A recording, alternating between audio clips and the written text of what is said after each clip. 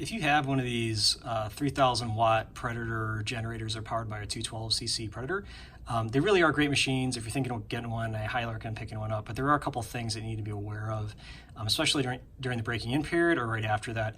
I think I've mentioned this before, but very, very, very frequent oil changes within the first 10 hours are absolutely critical. The other thing beyond that is that once you get a little bit past that point, if you have problems with your engine sputtering, maybe not starting at all, under high or low load, maybe it's bogging down, skipping a little bit, that's not too uncommon when you have this thing, which is the spark arrestor on the rear of the machine. So I kind of baby my engines, just dropping my bolts here, by running 98 octane, racing fuel, which is pretty much no ethanol to prevent the carburetor from gumming up with the varnish.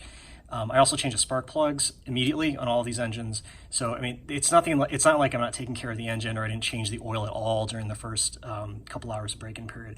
In fact, I actually changed the oil like twice or 3 times as much as they recommend, just because there's so much aluminum that builds up in the case.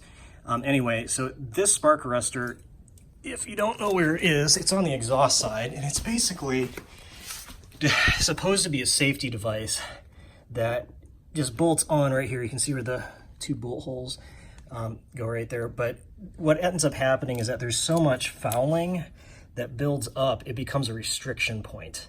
So you might think, oh, the engine's not getting fuel, the engine's not getting air, or maybe it's kind of seizing up because it doesn't have oil. But when in reality, this is what your spark arrestor looks like after about 12 hours.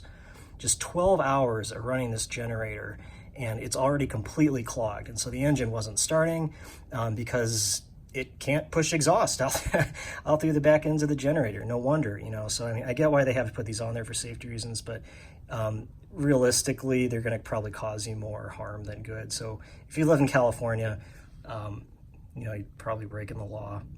But if you want to actually use your generator, you might want to take it off. Good luck.